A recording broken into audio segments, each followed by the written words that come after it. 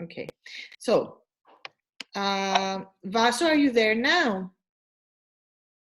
Okay, so as I said, let's be, I'm going to mute you guys because there's some background noise, but at any point you can unmute yourselves.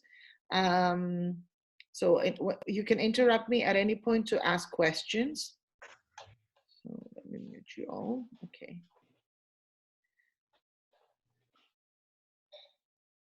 Good. So the first thing one needs to consider is whether or not we can or should do exam prep online. And the answer is pretty easy because the first classes that started working online are the ones that had to do with exam prep. Like I was talking with colleagues from all around Greece, school owners, teachers, private school, private lesson teachers, and they would all say from day one, I started with my exam prep classes, or I only do my lower and proficiency classes. And why? Because, oh, somebody's saying something. Good morning, Vaso. Good morning to beautiful Lesbos and to beautiful Paros and to beautiful Cyprus. We have people from all around the world. So why did everybody start with exam prep classes? The first reason was obviously the urgency. So we thought exams were going to take place in May, so let's not leave our students behind. Now they will probably take place at the end of June, nobody knows for sure. But there was another reason. We thought that exam prep classes are simple to teach.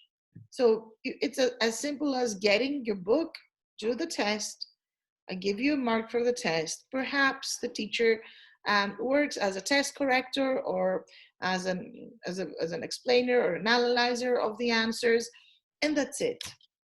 And this is how people teach exam prep classes off and online. And if you want my tip, is if this is how you teach for exams in real life, keep doing it the same way. You don't, I mean, basically you don't need this webinar right now. Because what you basically need in the new situation is any live chat tool like Skype or Messenger or Instagram or Viber. I know teachers who teach through Viber. You need your book, your teacher's book with a key. You need your students and you need yourself, and you need nothing else.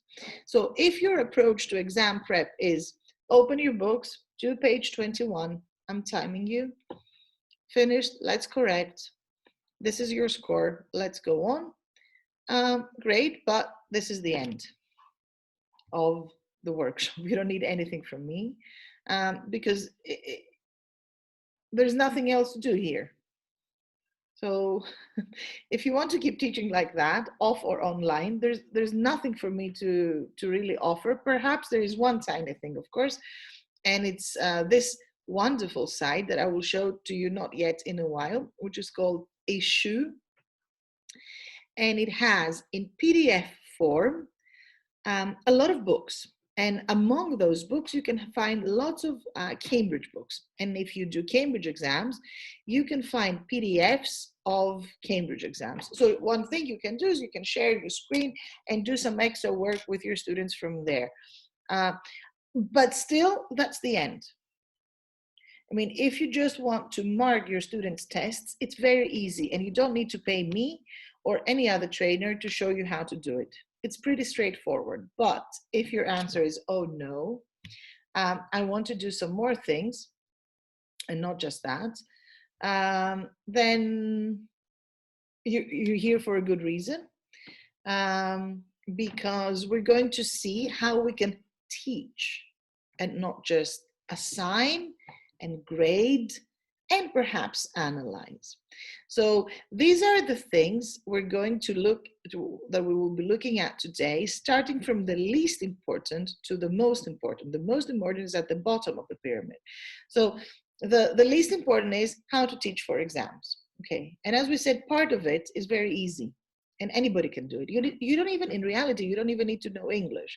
You just need to know the correct answer from the key. But then we will also be looking at how to teach the skills for the exams, which means how to teach reading, how to teach writing, speaking, how to listening, how to the systems, grammar, vocabulary. How can we teach all these in an online environment? And how can we use web tools to help us towards this? So instead of just their books, what other tools do we have? Sorry, I have something twice there in the pyramid. But most importantly, how to teach the level, the level of the language needed for the exam, and how to teach people who want to learn a language, regardless of the exam or not. And finally, I want to urge you at the end of this workshop to forget about the exam and to start teaching the people you have in front of you, not physically anymore, but to start focusing on what they need to learn to have good English. Still, because this is a webinar on how to teach exam prep, our focus today, everything I will show to you, are tools and resources that you can use for B2 and C2 exams. I will not be looking at young learners exams, CET and PET. Of course, many of the tools I will be showing you are transferable to anything, to all kinds of exams. The reason I will be focusing on these two levels is because these are high stakes exams. So there is something at stake. If you don't pass, it might be the opportunity to get a job, or it might be the opportunity for graduate, postgraduate studies, or to enter a foreign university. So there is something at stake. And I want to be fair with teachers. One of the main reasons teachers started teaching these levels online is because they knew they're high stakes. Now, the big question, of course, as with everything, is what do I want my students to be able to do, my exam prep students, what do I want them to be able to do? Is it just to pass the exam? Because that is really not very difficult. And honestly, if we're waiting for March to prepare them to pass the exams, we have been doing something wrong since September. So really, the hard work has already been done. And now we were supposed to be doing the final, the final touches and the revisions and all these things. But I mean, just saying that means nothing. So now I'm going to unmute you. And I will ask you to get your phones. If you do not have your phones, I will ask you to open a new tab on your computer or tablet or whatever you're using. And you will go to, I will show you now where you will go. You will go to a beautiful place called Menti. You will see now a screen in a minute, hopefully. Can you see a screen that says go to www.menti.com? Can you see that? Yes. Okay, yes. So you open a new tab on your laptop, or you get your phone, you go to menti.com, and it will ask you for a code. You enter the code 716178.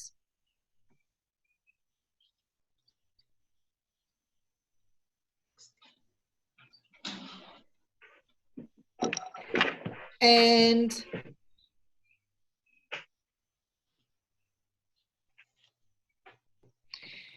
you will see a question. I mean, you'll see more questions later, but this is your first question. And the first question is, it's April, we're in April, middle of April. And I want you to write 3 words each about your feelings about your students who take exams. Okay, so just write 3 words.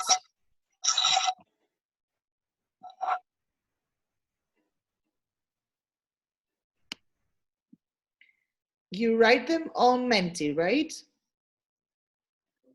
Mm-hmm. Okay, because I haven't seen anything yet, so.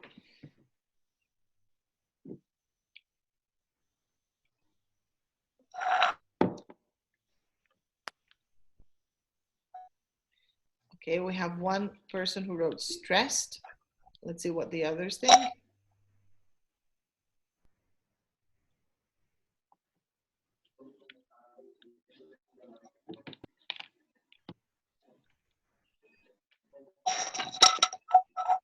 What is that noise?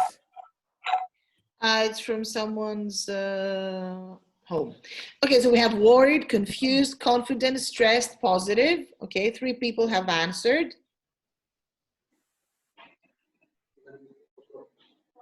Frustrated, stressed, worried, confused. The larger a word, the more people have answered this word. So we have positive, hopeful. Okay.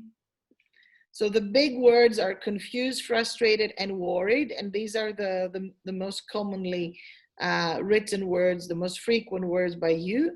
But you also have some positive ones that are not that big. Let's wait. Okay. Worried, hopeful, satisfied, alert. Okay. Okay, so I will go to the next slide. When do you think major exams will take place? And now you have a multiple choice: late June, July, end of August, September, or December. Let's see what you think.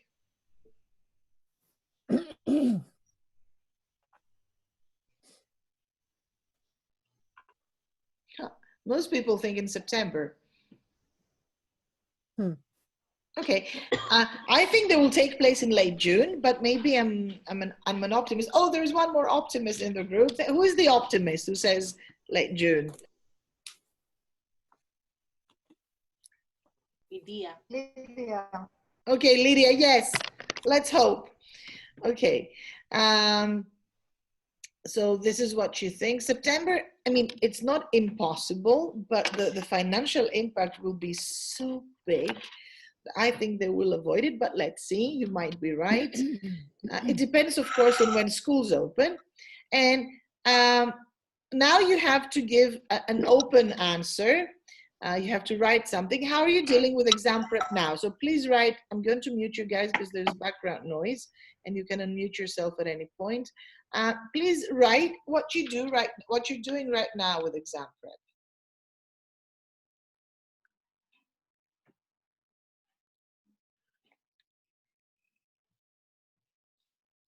Ignoring it, okay.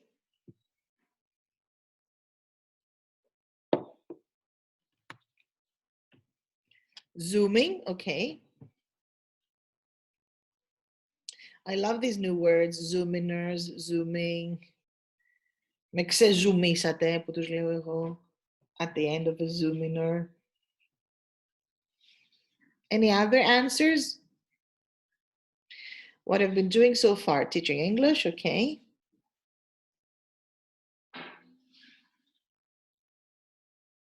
Going on, okay. Synchronous through Zoom, asynchronous through Edmodo. You're my friend. We're doing exactly the same thing.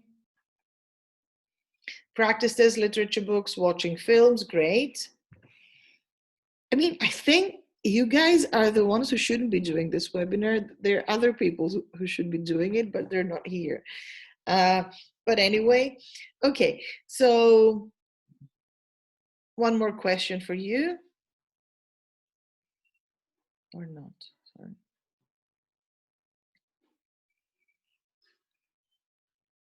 Oh. Start quiz, okay. Answer fast to get more points. What is the #1 exam in Greece in terms of candidates? And you have Cambridge Assessment, University of Michigan, ESB, and LRN. In terms of number of candidates, okay, not in terms of quality. Come on, come on, come on.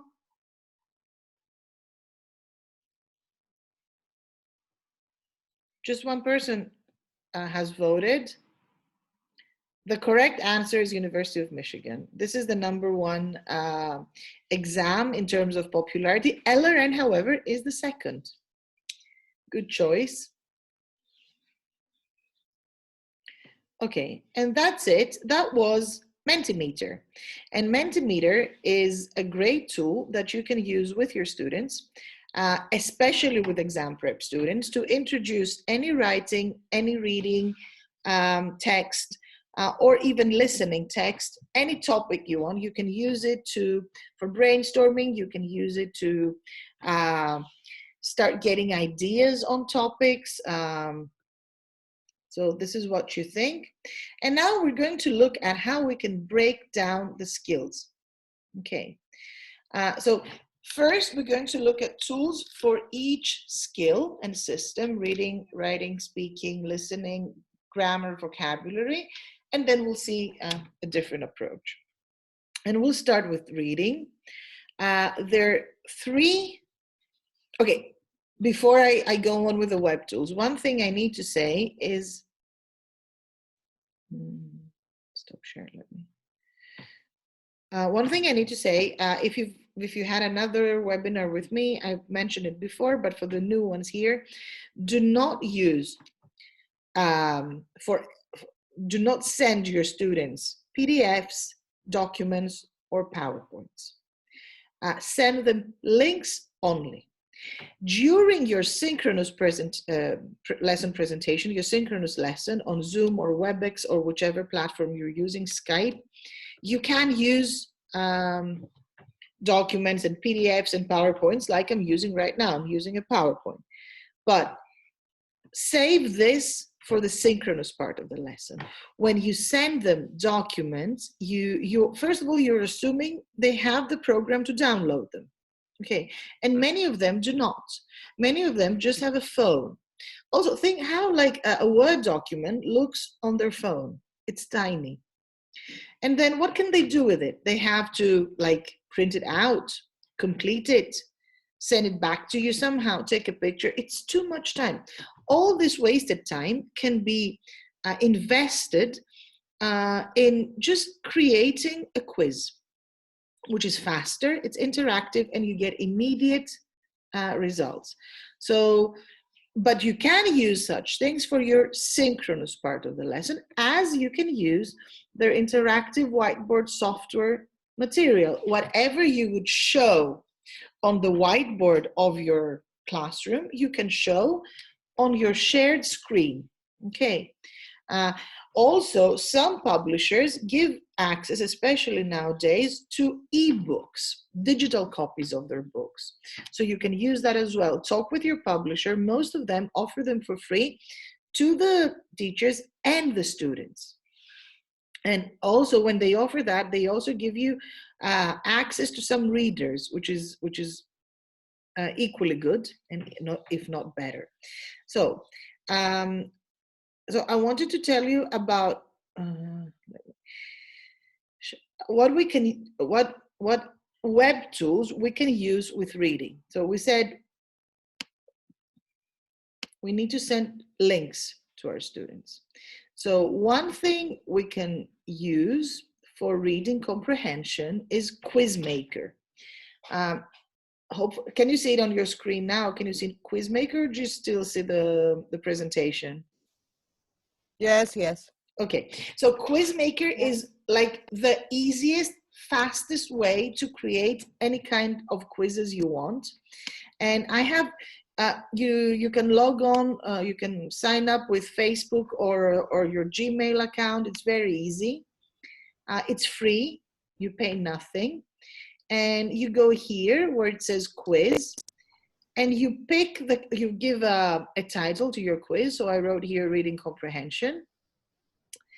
And then here you choose the type of quiz you want. So you would normally go to trivia and mark so that you know their mark. And then you choose the type of question. So here what I did is I copied a paragraph from an article. And then I added the question at the end. What is the main idea in the text? And I gave them 4 options. I marked the correct answer. And then you can add another question. And here is the type of questions you can choose from. It can be multiple choice, a text, check boxes. You can upload a video or an image. The video is, of course, not for reading, but for listening. We will show it later. So you choose. Yes. Is the passage from your material? I just copied one randomly now. I found one from an article I was reading, but you can. Oh, random. I mean, one thing No, you can from our books. Of course, you can Okay. choose one from your books, or you can choose one from a test that exists.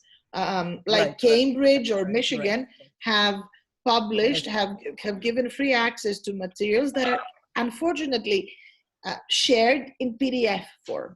So they're not of much use to us. So, but you can copy the question Yes. and add the text and add the questions. So what you, yes. Sorry. And do we add the text here? That's what I do. I add, yes. Is there a word limit? There's no word limit, no. And what I do, because I want them to have access to the text, every question. So if the text has 5 questions, add it for every question, because they need to be able to see it. Okay, so I'll show you now when I'll go to preview so that you can see how this looks. It looks like that. Okay, this is what the student will see. So you have the text here, the question, and then the 4 possible answers. Mm-hmm. Okay, and you can do it for every question you create. I mean, there is another way to do it. If you teach to the test and you're not just checking, you can break down your text in smaller paragraphs so that they can see where the answer is found. And this will teach them an exam strategy that when we look for the answer. Can hear you. You can't hear me? Can you hear me? You. Yes. There are gaps in your speech. There are gaps in your speech. I think it has to do with your. They're in and out. I think it has to do with your internet connection. Really? The rest of you, can you hear me? Good. Yes. Okay. Anyway, this is recorded, so if you miss a point, you can go back later.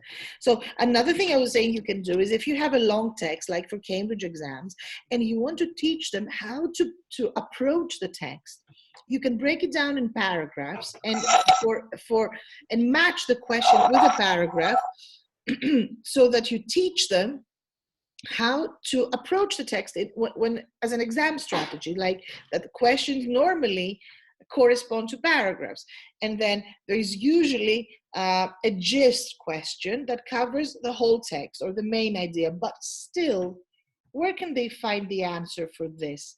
It's usually at the end of the first paragraph. So again, you can use this text breaking down approach to show them how they should go about in the real exam.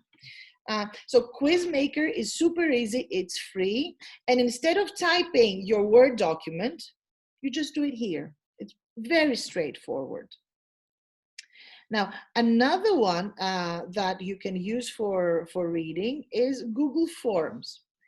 Now, Google Forms, again, is very simple, very useful, and if any of you does Michigan exams, you might have seen that the Hellenic American Union has published some mini versions of their exams, and they are on Google Forms, precisely because Google Forms are very easy to use. So Google Forms, you just go to Google, you write Google Forms, and it takes you to this environment or this environment. I will show you step by step what you have to do. When you come here, you go to the settings icon, top right of your screen. You click on it, and you make decisions now. Do you want to have their email addresses?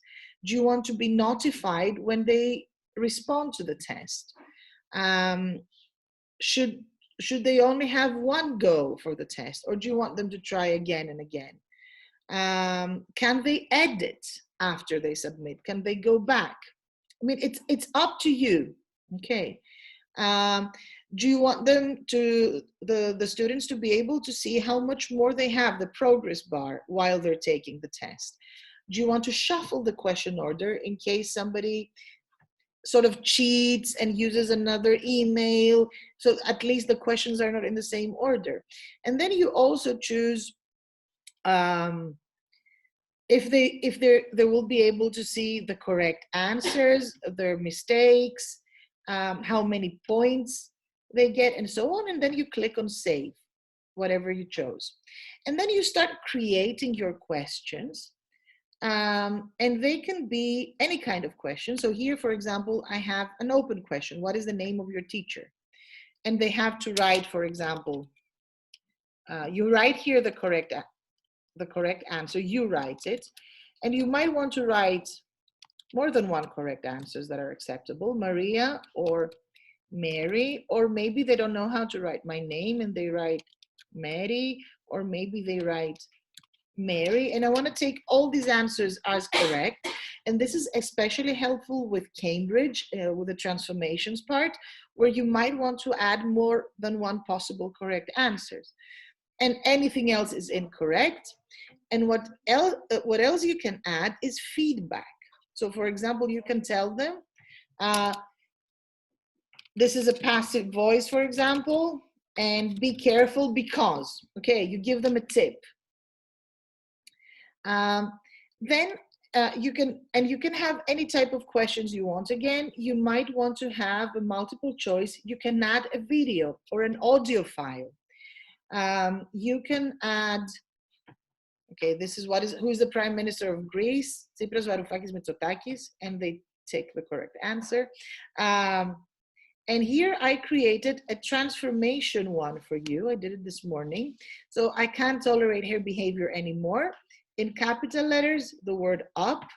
So I can't behavior anymore. And they have to write, put up with her. Try to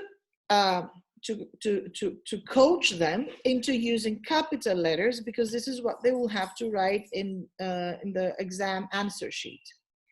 And you decide also how many points you want to give for their correct answer, like 2 points here and 1 point there. So you can actually recreate a whole test, Cambridge, Michigan, whatever your students are taking here, and copy everything and have different kinds of questions.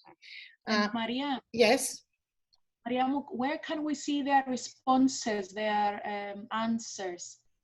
The moment somebody answers it, you have a notification. Yes. And then here, where it says responses, I mean, now nobody has responded. You have waiting for responses, but then you have an analysis of your students' scores and a detailed analysis of their answers for each question. Okay, so this has to be during a synchronous teaching? No, you can do it. I would say it's better to use it asynchronously, so you send it to them. When you design your quiz, you can also set a time limit. So you can say, I want this quiz to take an hour and a half, depending on. So, and then one thing I will tell you in a minute, because how to do the mock test. But Google Forms are great because you can add within the same test lots of different types of questions, which makes it perfect for Cambridge exams. I mean, Michigan is easier because everything is multiple choice and you can use many platforms for multiple choice. But for Cambridge, it's because, you know, you have transformations, you have gap text, you have multiple choice, you have lots of different tasks, reading comprehension. It's better to use Google Forms and recreate a whole test on Google Forms. And basically you can just copy paste. You take it from the material published by Cambridge and you put it here. And then you see their responses and they see their responses as well. As I said, if you want to add an audio file, you go here at the, no, sorry, you don't go here. This is, let me tell you where you go. No, yes, you go to add video and you add the audio file. For example, here I added one from just for the listening part of the, but you can also add, sorry. You can also add audio file as a file. Let me see, make this a quiz. I know where it is, but I need to find it now. Okay, maybe here. No. Import questions, add question.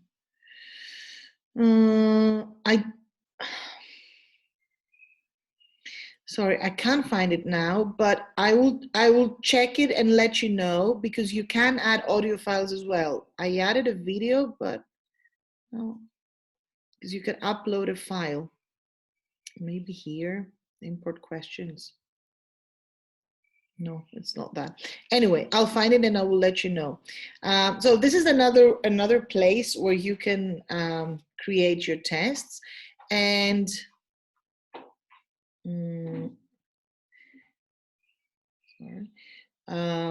one colleague, Dimitris Kores, has created a nice Google form with a listening from Cambridge that he sent to me. So this is where I will find how he did. Okay, it's here. No. Okay, before I find that, this is issue that I told you before. So if you go here to issue and you write what you're looking for. So I was looking for material for Cambridge exams. You write Cambridge, first for schools, FC, whatever, and you have the book that you can download or you can share with your students in real time. So, and they can see, you know, you can make it bigger or smaller or whatever, and they can see the test in case they've already done their test book or whatever. So Issue has a lot of resources. It does not have anything for Michigan because I checked, but it has a lot of resources on Cambridge. And anyway, I mean, you can use it for all kinds of exams, because if they do this activity, which is good for Cambridge, it's good for all exams because they learn the language, as you said before. So it's a good resource to be looking at. Okay. So try it, and there are more things that you can find on Issue, you know, books, and if you don't have a digital copy of your book, you might be able to find it here. If it's from an international publisher, you will definitely find it here. So another place to create reading comprehension quizzes is Edmodo. Edmodo is, one of you already said you're using it. I've been using it as well for my asynchronous part of the lesson. So it's a platform, a learning management system where you can create classes and upload material for your classes. So I will go to my B2, for example, and okay, so here they have different progress tests they can do and different materials we upload. You will see that it is very, very similar in layout. It looks a lot like Facebook. And that's why it's very easy for students to use. They can even like things or comment on things. And if you want to create a, sorry, yes? There is also Teach and Go, like Edmodo. It's a learning platform as well. Okay, great. You can go here with a plus and go create a quiz or load an existing quiz. And when you create a quiz, again, it will give you different kinds of you give a title, so B2 fun. You can lock it after a date. So I give you 2 days to do the test. You can choose to randomize questions, and then you start creating quiz questions again. And you can choose multiple choice, short answer, fill in the blanks, matching, and multiple answer. Again, here you can attach files. You can attach an audio, you can attach a picture, you can attach a link, whatever you want. You decide how many points you want to give for each correct answer, and then you can preview your quiz. And the cool thing with Edmodo, I'm assuming with the other platform that you just mentioned as well, it has to be the same, is that it gives you a gradebook. So when students submit their test or their different quizzes or whatever they do, you have an idea of how well they're doing overall. And this is printable. And so when we open, you can give it to parents or you can email it to parents, and they will know all their children summative performance, numerical progress. So you have something like that. This is a gradebook where you can see about different things, how well they've done. Okay, so you have different sections. Well, let's go to B2 and C. Okay, so you have here their scores for different things they had to do for as summative assessment. Okay, now,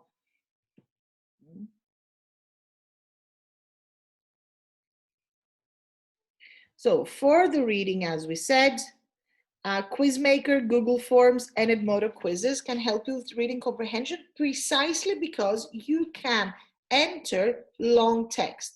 For example, I'm not suggesting Kahoot, which is a great tool, we will see it later, because you cannot enter a long text in the question slot. Now, when it comes to listening, first of all, there's a decision you have to make. Do you want to do the listening synchronously during the live session or asynchronously? And this is a difficult decision because ideally, I would like to do it synchronously. But the problem is that due to internet problems, especially these days, you know, the sound may delay. Someone might have an internet, you know, breakdown for a moment, like I think one of you had before, Katerina, was it Katerina? And then you miss a part. So although normally listening should be done synchronously, I think you need to mainly do it asynchronously. So you send them the audio and the questions and they do it in their own time. And again, you can do it through Edmodo quizzes where you can add the audio file, Google Forms, Edpuzzles that I will show you in a minute. Or if they have the audio of their book in a digital form, you can just assign them to do this page and listen to the ebook. Or if they don't, and my students don't, you record your screen while it plays the listening and you send them the link. I will show you how to do that and I will show you Edpuzzle. But there's a great site called englishclub.com that has ready-made listening tasks that are good for B2, C1, C2 on different topics and in different formats, like multiple choice, true, false, filling gaps. And they're self-corrected, which is another great thing. You can send them for homework. So now I want to show you Edpuzzle. And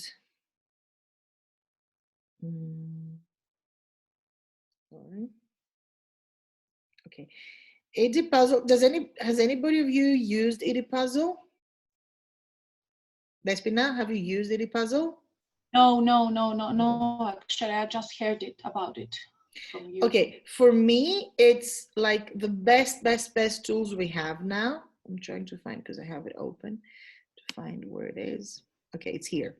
So what you do with Edpuzzle is, again, you can sign up with Facebook or your Gmail account, and you go to content, my content. You add content here, right? And you upload a video, any video you want. So I'll show you an example. Let's see. Let me find one. Okay, I'll show you this one with Pip the dog, the guide dog. It's from a book. It doesn't matter. I mean, you can upload whatever you want. And it can be whatever you play on your screen. So let's say on your screen you play your digital book. You upload it here, okay, and then you can add questions, or you can upload anything from YouTube. So look at that. Oh.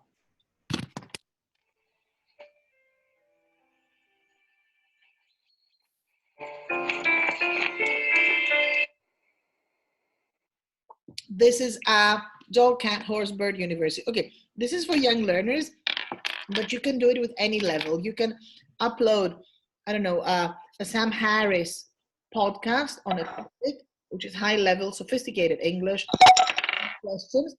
The video stops, the talk stops, and you add questions for your students. And it's interactive. Of course, but going back is part of learning. And you can also record your screen when playing. Someone says something. How do you upload? Okay, it's very simple. Again, my content. So let me go back to show you the path. My content, add content here. Either create a video or upload a video. So I will say, for example, upload a video, choose a file, or you drag it. For example, you can drag a video from YouTube. And once you choose your file, let me choose a very short file for you now to see how it works. Recent, let's see. Maria. Oh, yes. Good morning. Can you please suggest any good screen recording tools?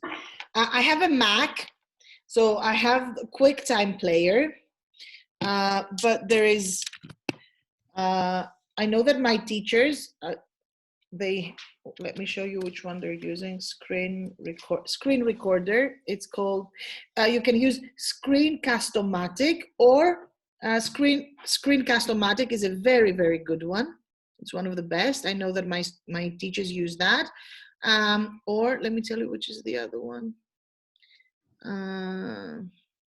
I don't remember. I think this is the one they're using, Screencast-O-Matic. It's free of charge, very easy to use, and it records your screen and your voice. Good, good. Which is great. So you choose the file you want to upload here, and let me choose one randomly, as I said, a short one. Okay, this one, whatever. Then it starts uploading. If you see here at the bottom, there is a bar that shows how fast it uploads. It does not upload very fast now because I've been using my laptop and it's sort of loaded. But as soon as it uploads, you can start adding questions. And this is, I'll show you how you do that. You go to the video. Let's say this one. And you go to edit. Here, edit. And you go to questions, multiple choice question or an open-ended question or whatever you want. And you write here your question, the correct answer, the wrong answer, or you can change the order, save, and you go on. And this is at any point you wish. Did somebody want to say something? Okay, so you choose the point where you want to stop and you add your question and then you click save. So this is a great tool for listening on their own, and it's not just for exam prep, obviously it's for all classes, but it works really well with exam prep as well. Another one, I said Google Forms, Edmodo quizzes, Easy Puzzle, screen recording, and English Club. I have opened it somewhere here to show you. No, I have millions of open tabs. Okay, it's this one, englishclub.com, where you have lots of listening quizzes And you can choose from, news reports, or and they're not for young learners. They're not for levels below B1. But you can assign those, and the quiz is ready, and your students can do it and get lots of listening practice. So it's not just the format of the test that helps us pass the test, it's the skill. So, sorry, let me share a different screen now.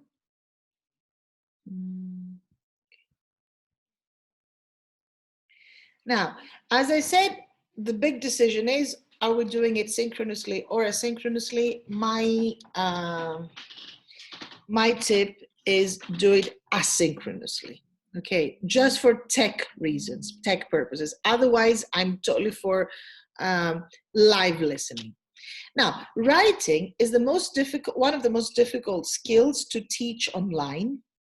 But luckily there are some resources, and I've listed them here, the ones I have been using: Paperwriter, Write and Improve, there is an M missing here, typo, Writing Sparks, and Google Docs.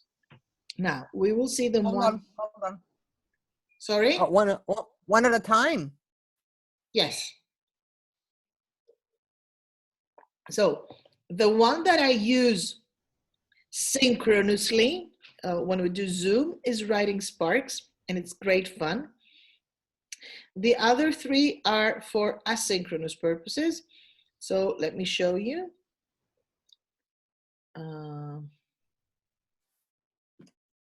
Okay, this is Write and Improve. You might know it if you do Cambridge exams. You assign a topic to your learners, and they can send it here to Write and Improve. It has also topics they can choose from here, and it's totally exam prep. They send the writing here, they submit it here. Okay, so you choose what you want. First of all, what level? Let's say we are at intermediate. You have new tasks, lots of tasks. Look how many tasks you have. You have millions of tasks here to do. And your learners can submit their answer here and send it to the site for a detailed report on how they did, and along with tips. So it's great because it helps them develop this process approach to writing. So it's not just, okay, write it, give it to me, and then I give you a mark. It's write it, upload it on Write and Improve, get your feedback, rewrite it, and then send it to me. Okay, because this will help them become aware of their errors or the quality of the writing. And when the final product comes to you, it's been through a process of self-correction and evaluation. And if you also want to teach IELTS, for example, you have it here. You have for B2 first specific topics that you can use. It gives you a guidance as well on how to go about these topics. So, but even if you do not do Cambridge exams and you do Michigan exams, for example, an author, I know myself, says the more we write about anything, the better writers we become. So it's not just about writing for the specific exam, it's about writing everything, anything. Okay, so that's the one. And the other one, which is very similar, again, free of charge, is Paperwriter, where again, you submit your writing. It's free. And show you now. You write it here, or you can upload a file. You select your education level. Okay, you give them some guidance with this. The type of answer, is it an essay? Is it a personal narrative? Is it a short story? Whatever. Skip plagiarism detection because it takes more time. They upload the writing, and then they get, let's take a text, any text from a site. I'll go to The Guardian and copy a text. And you'll see what it gives you. It's great. again, because this way they will learn how to do process writing, which is a skill they don't have usually. They usually write something without any planning. They give it to us. They get marks and corrections. They don't care about them. And then they go on to the next one. And this does not help with, with improvement. I'll copy this, just something very short.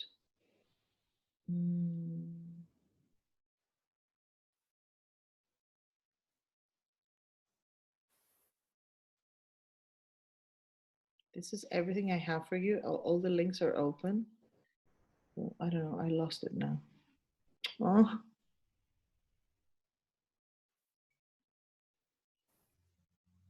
Yes, that's it. Okay, so it's an article or an essay, whatever. Get report.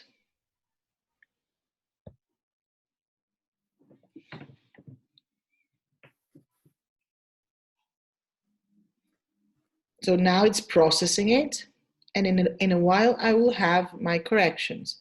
So here, spelling, grammar, no grammar errors, word choice. It was very short what I gave, so it couldn't give me word choice. Style, your usage of transitional phrases is below average, tell the Guardian that, okay. Vocabulary words. It gives you some tips. Okay, it's very short, that's why I get low scores. And a grade, but again, to get a grade, you need a longer text. But anyway, you see how it works. It gives you your grammar errors, your spelling errors, your word choices, and how to improve them, how you can connect sentences better. So it's a great tool for them to improve the writing. And Google Docs.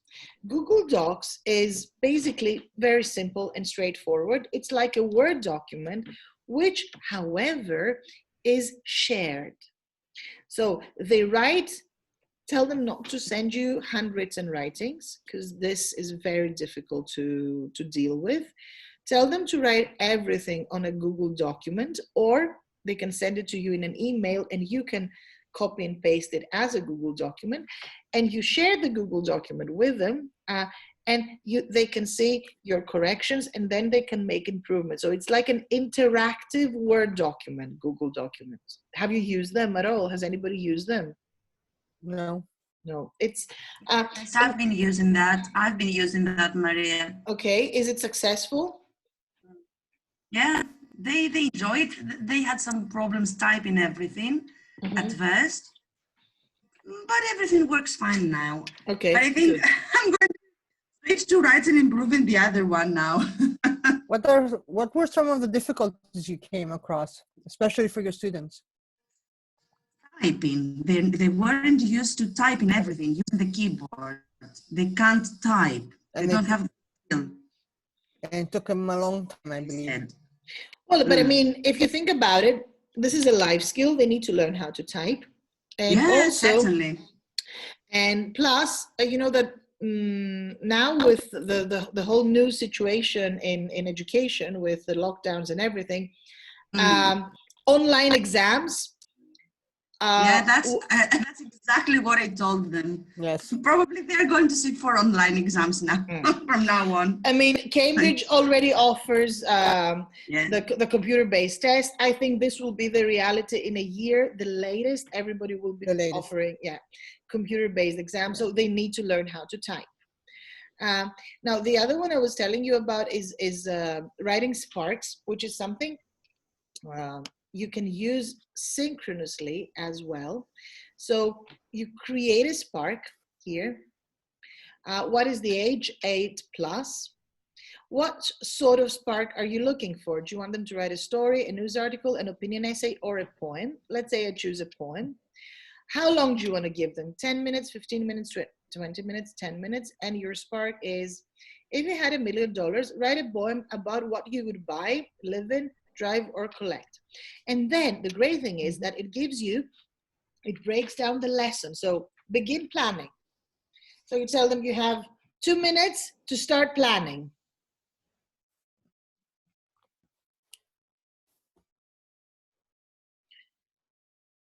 And then the planning is completed. You begin the discussion. What would you do?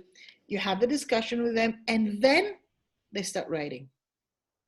So it's a very nice, playful way for them to get into the mood of writing in real time.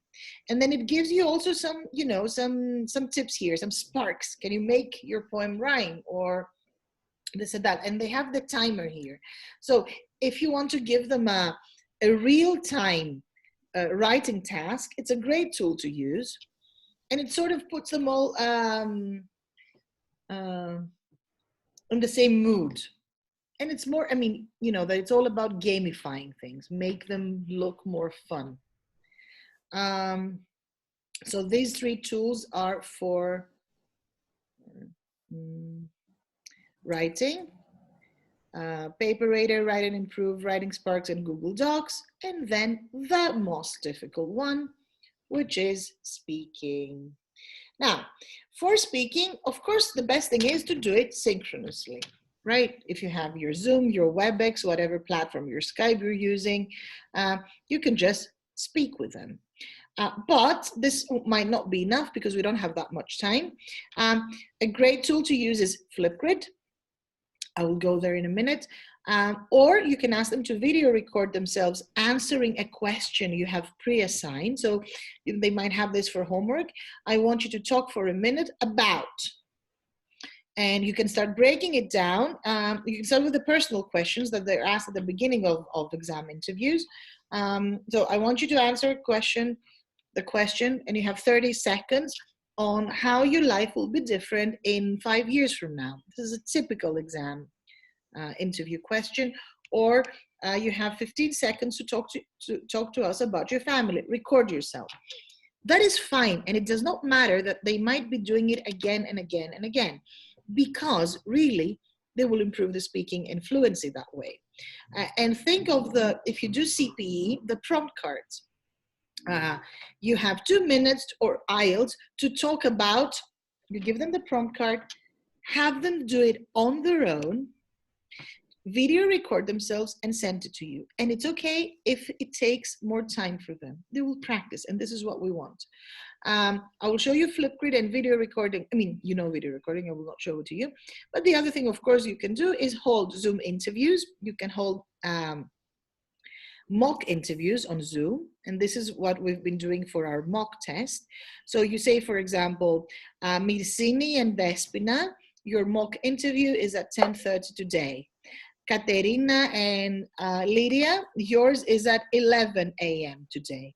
So they have a specific time where they come, you interview them, you mark them, you give them feedback, the next pair comes in, or one-to-one. Another thing you can do is to assign a task and then put them in breakout rooms to talk about it. And when they're back, you ask each pair to talk for, let's say, a minute about the topic. So now I'm going to do this as an example. I will put you in breakout rooms just for 1 minute, and I will put you in pairs, and I want you to discuss with your partner what you think you will be doing this summer. Okay, so you'll be in pairs. So we'll have Global Education Center with Mirsini, Lydia with Vaso, Magda with Vicky, and Despina with Katerina. Your topic is, again, what you think you will be doing this summer holiday. Okay, and when you're back, I want to hear what you said. Go to your rooms.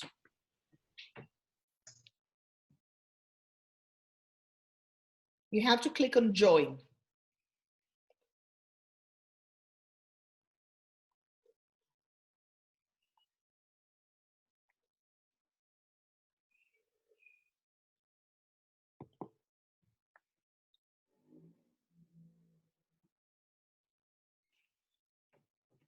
Vicky has not joined, so I'll go to Magda. Magda, are you there? I'm here. Okay, Vicky should be with you, but for some reason she did not join, so I came instead. So tell me what you think you will be doing for your summer holiday this summer. I'm afraid nothing. I'm afraid at home. Staying at home.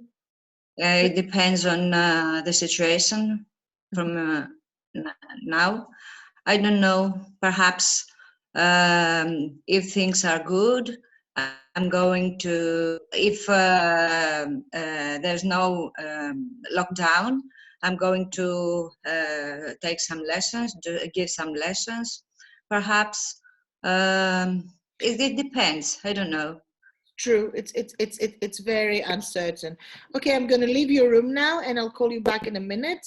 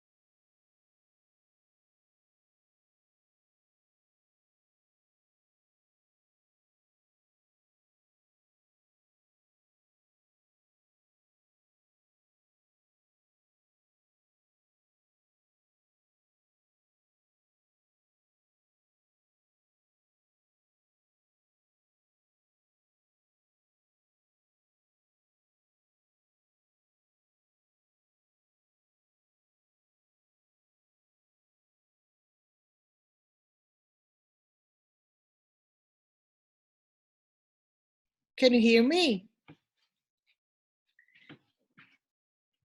Are you all muted for some reason? Let me unmute you. Am I good? Okay, were you able to discuss? Yeah. Okay. Yes.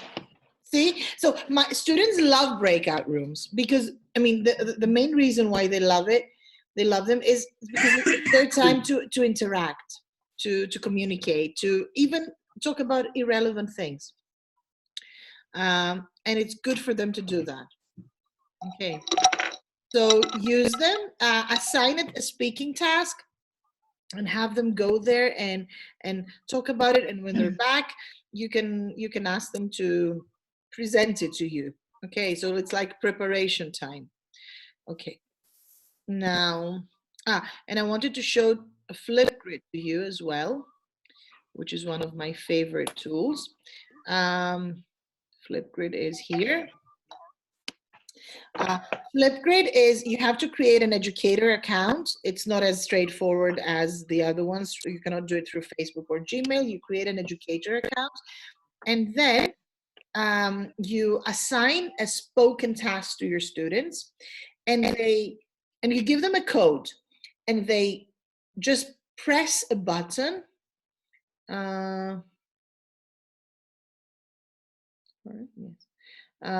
They press a button. It's a green plus button, and they submit their answer, which is a video. But it's nice because they can play with it a bit. They can add emoticons and come on. Maria, my students had problems signing in as students. I sent them the code. Yes. And they were asked to sign in with Google. Do you know an easier way that they can sign in? I mean, it's not like Menti that you just write menti.com and then you put the code. I think, look, what you need to give them is just, the best thing for them to do is download the app, just download the app, and then enter the code. So the code is, where is it? Let me show it to you. It's here, flip code. Yeah. They add the code and they just go directly there if they have downloaded the app. That's the best way to go. So for example, this was a question about their hobbies, and I don't know, maybe I've shown this to you again, to some of you. This is Theodora, and she answered, and you get this. See, but they can add all these cute things, so they like it. Mm.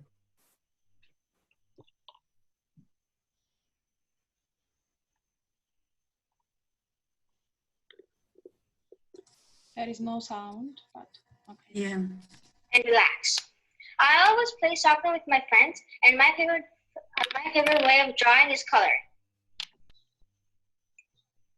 So this was Theodora, and she talked about her hobbies. I mean, it was practice for first for schools, for the personal questions, and you see, like, it's more fun for them to do it that way because they can add all these cute things, and you can decide if you want have access to it just you, or if you want other students to also be able to see each other, and it depends on your GDPR consent from the parents, because normally you should be getting GDPR consent from the parents at the beginning of the school year. If you haven't done that already, you need to do it, because now it's the time when we need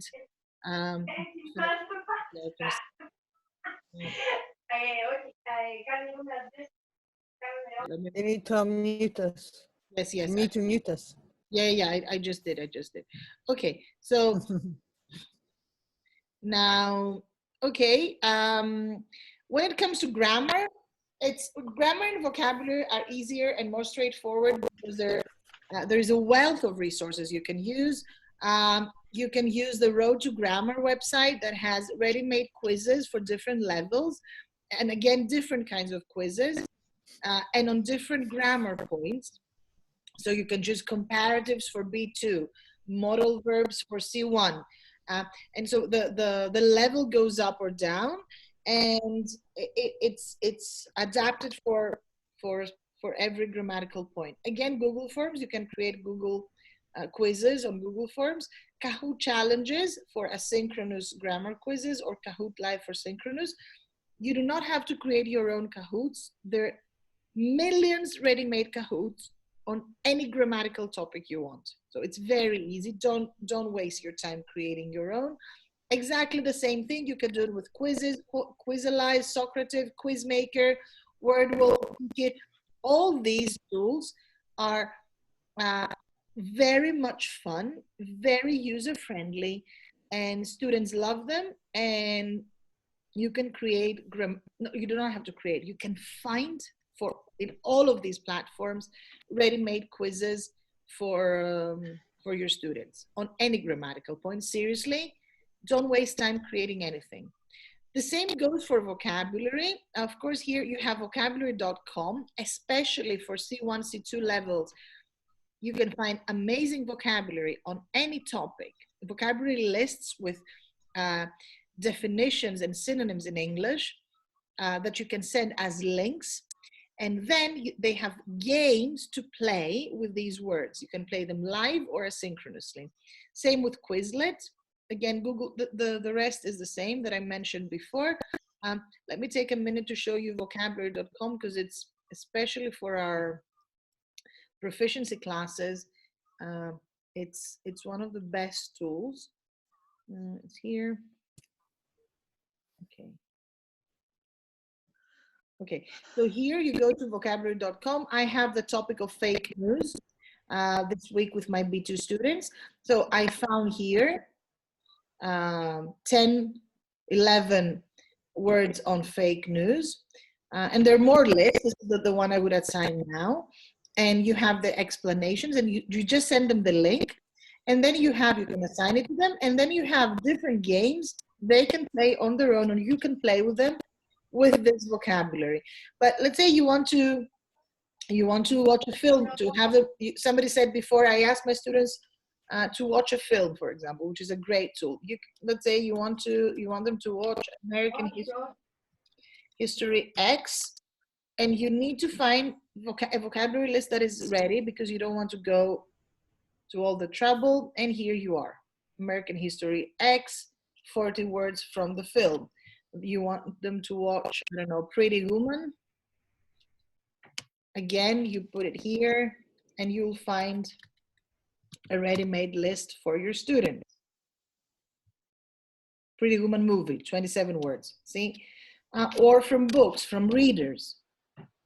You have ready-made vocabulary lists, and this is very useful, but it's difficult. It's not for lower levels. It's only from B2, C1, B2, C1, C2.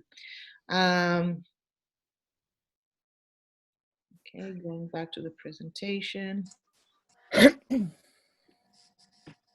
Maria, is there a similar site for younger students where, for example, instead of definitions, you can upload images, photos? Quizlet. Quizlet. Okay, I haven't used that. Oh, it's great. It's one of my favorites. I've been using it for many years and it has saved us.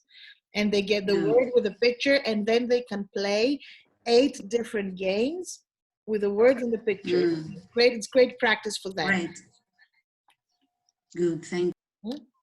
And it also has the audio, the pronunciation. So you see the word, you listen to the word, and you see the picture with the meaning of the word. And then you play games with them. So it's great, Quizlet. I have it here in the list. It's the second one, Quizlet. It's free again. And you can find, like, I don't know what books you're using, but you can find almost for any book, international or Greek, you can find ready-made lists again. Now, going back to the beginning, what we said at the beginning, of course, all these, exam prep tools are great, but we have broken down language into pieces, which is not my favorite thing. My favorite thing is to go holistic. And here are some places, some resources where you can have amazing exam prep lessons that do not exactly show that they're exam prep lesson, but where the language that the students have to use and practice is very good for exam prep. Film English, the best resource. I've been doing online lessons with my B2 classes only, strictly from Film English, nothing else. So amazing resource. Learn English Teens by the British Council. Again, you will find so many resources on grammar, vocabulary. BBC Young Reporter, this I found out recently. A great site with news articles and videos, listening activities, reading comprehension activities that you can use with your students, TEDed lessons, of course, any podcast, the news, the actual news, and art. And let me show you all this. Okay, so I'll show you the sites. This is Learn English Teens. You might know it already. You can find lesson plans on different skills, different grammar points, vocabulary points, exam prep. And you have everything. Like if you go, for example, let's look at speaking. It will give you, upper intermediate B2 speaking. You'll have lesson plans here with on different topics, what to do step by step. It's really great, and I used it for writing as well because it can help you organize different topics on the writing and different genres as well, and it has lesson plans for you to use in your synchronous teaching. This is BBC Young Reporter. This one, yeah. And it has, again, ready-made lessons and lesson plans with videos and exercises that you can use with your students, and quizzes as well. I use one of these with my B2. TEDed lessons from TEDed, where you go here, you click on discover, and whatever topic you want to, I'll write fake news because this is what I've been doing these days. And you have a TED talk on fake news with, you watch the video, then you have multiple choice exercises on the video, and then you have the dig deeper part where you can read different articles, different resources on the article, and then you have the discuss part, which can be either orally discussed on Zoom or assign it for homework after they have learned all the previous things. Okay. This is Quizlet that I told you before. So whatever your, I don't know, you want a Quizlet on animals. You write it here. And you have ready, look here, this one, sorry.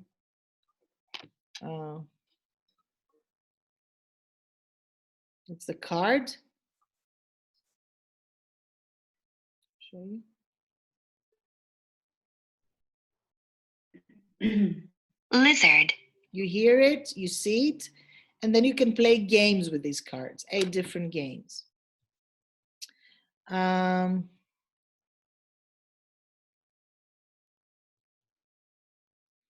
And as I said, also Film English, it's a great, great tool.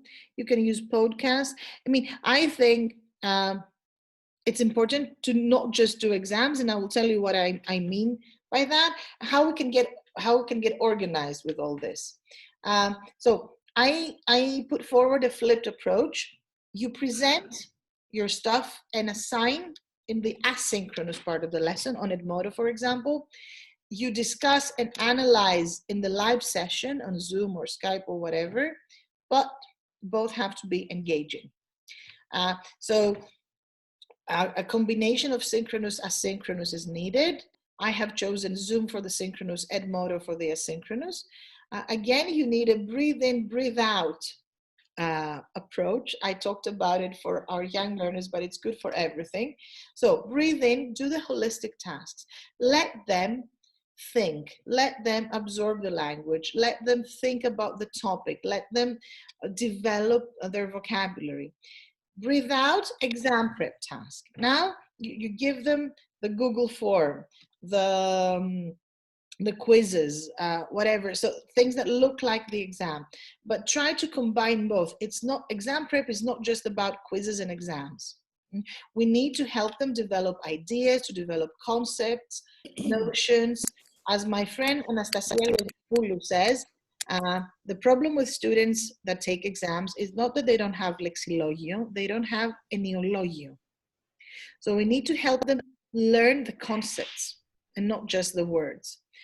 So this is the breathe in, breathe out, do a Film English lesson, and then next time you can do an exam prep task that is based on the vocabulary you learned during the Film English lesson.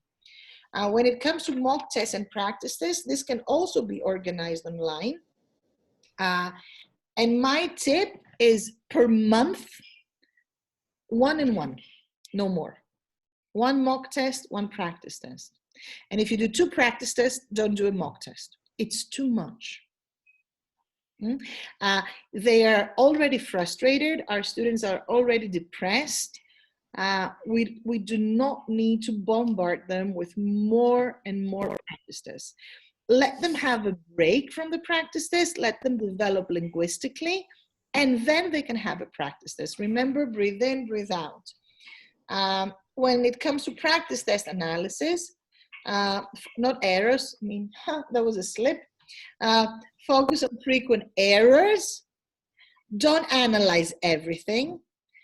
Analyze what is important, focus on clarifying things for them, and focus on an action plan. So you notice, for example, that they have a vocabulary gap in a certain area. Focus on that. We cannot cover everything at this point. And when it comes to mock test results, do it as, let's say, as officially as possible. Send them an email with the results slip. When we do the mock test, it's not for us to teach the language. It's for them to learn the conditions of the exams, the time management, task familiarization, stress management. So the purpose of the practice test and the mock test is different. The practice test is to further analyze mistakes. The mock test is to familiarize with conditions. So don't start analyzing the mock test. Especially in this environment. And most importantly, focus on the emotional aspect. These days are difficult. Students who are about to take exams live a constant insecurity because they don't know if and when this is going to happen. So they need a lot of emotional support, and they need a lot of encouragement. And remember how remembering works. I'm playing with words here just to say that for what we need for our exams prep students is to pass the exam. And for them to pass the exam, we need them to remember the things they were taught. Memory works with emotions. When we feel things, we remember better. If something touched us, it will stay with us. So that's why I'm putting forward this breathe in, breathe out approach. The holistic lesson will be the part where they will feel things and they will remember better. And then, because memory works with practice, the breathe out lesson will be about practicing and quizzes and everything. So combine these two approaches because they need to learn the language, and if they know the language, they pass all the exams in the world. Also, we need to offer emotional support to everybody, to our students, to their parents, to their siblings, and try to remind them that, okay, school is shut down, our schools are shut down, they cannot see their friends, they cannot see their boyfriends or girlfriends, but not everything is canceled. And let's try to focus on the good things and basically on hope. And now I can take your questions. I was planning to show you a whole lesson from Film English, but we don't have time. So now Send it to us. I will send it to you. Yes, I will send it to you. In fact, I think I have it recorded, so I can send you the actual lesson while it was done. Questions? Well, my shared room partner, Despina, Yes. gave me a really good idea about teaching online. I'm new to it. I was very, very curious, but I'm not very tech savvy. I've become one in a matter of 2 weeks. And her answer was to close down the school in May. No more lessons. Students are tired. And I took that as such a good idea. I didn't even think about it. My mind was in, okay, we have to make up the lessons, keep the customer satisfied, make the kids happy as well. And all this information just depressed me. And this depression into my kids. So bravo, Despina, what a good idea. And your talks, Maria, are so enlightening. Really, they give me such emotions that I can just go on. Go. Go, Katerina. Go, Katerina. Yes, I'm trying. Let's meet up on Facebook as well. Of course, Despina. of course. Okay, I love your ideas. You know, because we were talking with other Greek colleagues as well, and we've been discussing this, you know, we've got employees to pay as well. Yes, yes. But as I told you, we see that the kids are already bored, Maria, with the online lessons, okay? They've had enough in front of screens. Yes. So I thought, okay, let go of exams. Never mind about exams. Just teach the language, close in May, and begin early in September with a revision, okay? And then catch up. So I think it's the best idea because parents are already stressed, yes, because they have to sit, especially with the junior A and junior B classes, they sit next to them. Yes. Even though you don't need to, but they sit next to them. And I don't know, I'm worried, and the other colleagues are also worried that we might lose clients in the end. And some did actually. Some said, okay, I can't cope with this. So, I don't think so. I think we will have more clients than before, actually. I'm very, very positive that they will appreciate the hard work we're doing against all odds to help their children progress with language. Yes, of course, but some parents, Mariam, who don't have the ability to be there with their children. They have to go to work. Mm. And they don't have the resources as well. They're just And they using don't all have the their resources. Some of them have 5 children, and they all do the online lessons at the same time at home. And from a smartphone. yeah. What I suggested, and some parents did it, I uploaded at my school's website and on our Facebook page that if they don't have a tablet or a laptop, we can borrow them the ones we have at school, because we have, you know, some that we've been using already. Yeah. Now they're out of. Yeah, I thought of that too. So and some parents came and took tablets, so which is good because now their children can attend the lesson. So I don't have any more time left because I have to go to the ELT News interview that I have at 2:30. This is my email, mariaglosomatia.com. Also, the ones of you who don't have me on Facebook, add me on Facebook. I will send you this recorded presentation, and along with any other materials I didn't I mention here. And just as a final tip, we don't teach exams. We don't even teach the language. We teach people. Exactly. This is what we need to remember. We teach people. And give us some tips about prices, because I don't even know what's going to happen. They think that teaching online means lesser money. I mean, smaller prices, like a bargain. No, I had only 2 parents who asked for lower fees. I said no. I said it takes a lot of work on my part to prepare a lesson, a lot more. And my answer to all parents who will ask for any change to the fees is, if I always give the best quality I can under the circumstances. My quality has not changed. The circumstances have changed. So under this. What about the time? Yes. The time is an hour and a half. The time. An hour and a half, Maria. The synchronous time has to be less than face-to-face time, but you complete it with the asynchronous one. That's why I said you need a balance between 2. Bravo, bravo, bravo. Well done. Well said. Okay. So much, Maria. Thank you so much. Thank you so much. Thank you very much. You in a while, okay? I'll be sending you the recorded presentation. Okay, thank you. Thank you very much. Nice seeing you all. Bye. Bye-bye. Bye-bye. Bye-bye.